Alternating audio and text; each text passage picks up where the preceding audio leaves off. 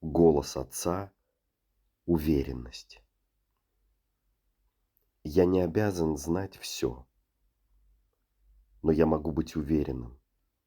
Не в себе, а в том, кто я есть. Я не случайный человек в жизни моих детей. Я не временный спутник. Я отец. Не идеальный, но настоящий. Я не играю роль, я живу ее. Я могу ошибаться и просить прощения. Я могу молчать и все равно быть рядом.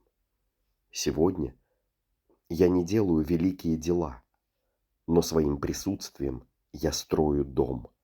Дом, в котором можно расти. В этом моя сила, и в этом вся соль.